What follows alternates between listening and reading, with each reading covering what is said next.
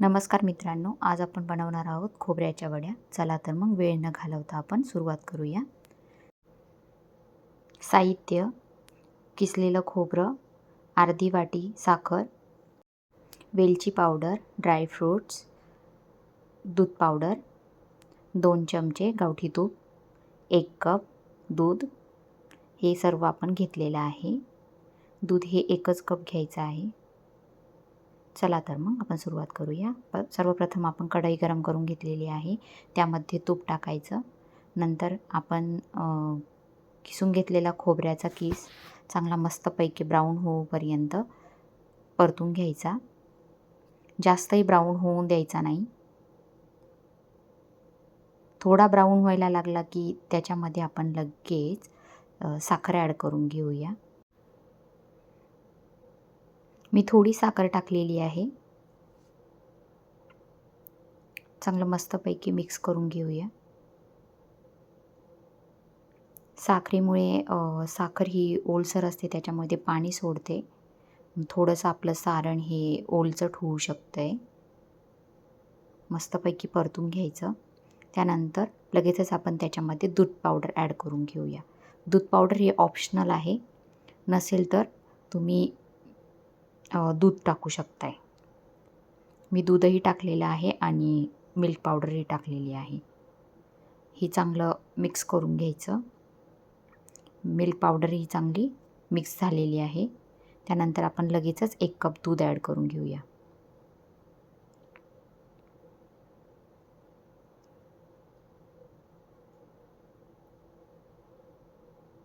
दूध ॲड करून झालेलं आहे. त्यानंतर आपण वेलची पूड टाकून घेऊया. वेलची पूडने मस्त सुगंध येतो आणि तुमच्याकडे जायफळ असेल तर तुम्ही जायफळही टाकू शकता. मी वेलची पूडमध्येच थोडंसं जायफळ किसून घेतलेलं आहे. जायफळाने मस्त चव येते आणि वासही मस्त येतो. त्यानंतर आपण ड्रायफ्रूट्स टाकून घेऊया. मी पिस्ता, काजू आणि बदाम हे 3 टाकलेले आहे. बारीक कुटून घेतलेले आहे आणि ते टाकलेले आहे. तुम्हाला ॲलर्जी वगैरे असेल तर तुम्ही स्किप करू शकता. चांगलं मस्तपैकी मिक्स करून घ्यायचं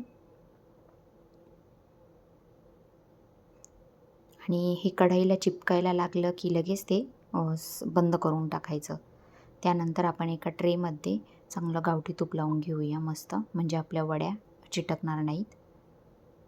अशा प्रकारे आपण तूप लावून घेऊया आणि ते गरम सारण थोडं वेळ मी बाजूला ठेवलेलं होतं, ते आपण लगेचच गरमागरमच टाकून घेऊया, म्हणजे वड्या आपल्या परफेक्ट सेट होतील.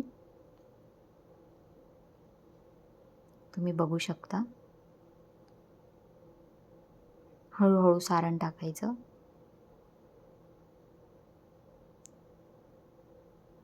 आणि ते एक समान त्याचे मस्तपैकी जसं तुम्हाला ज्या प्रकारे पाहिजे त्या प्रकारे तुम्ही शेप देऊ शकता. आता हे मस्तपैकी सेट करायचं आणि 2 तास फ्रीजमध्ये ठेवून द्यायचं. तर हे मस्तपैकी आपण सेट करून घेऊया. त्यानंतर तुम्हाला पाहिजे असेल तर तुम्ही त्याच्यावर ड्रायफ्रूट्स डेकोरेशनसाठी टाकू शकता.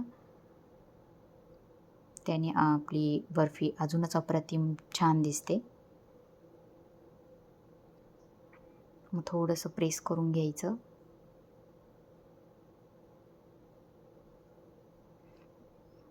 जेव्हा आपली बर्फी थंड होते तेव्हा हे ड्रायफ्रूट्स असे चिपकलेले राहतात,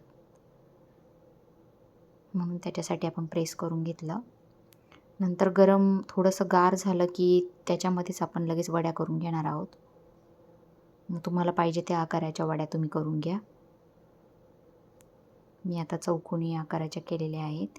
ह्या वड्या आपण करून घेतल्यावर हे 2 तासानंतर मी फ्रीजमध्ये ठेवलेल्या होत्या आणि तुम्ही बघू शकता एकदम अशा मऊ लुसलुशीत वड्या आपल्या तयार आहे. ही आपली बर्फी तयार आहे. तुम्हाला हा व्हिडिओ आवडला असेल तर नक्की लाईक करा, शेअर करा आणि सबस्क्राईब करायला विसरू नका. असेच व्हिडिओ बघण्यासाठी माझ्या चॅनलला सबस्क्राईब करा. धन्यवाद.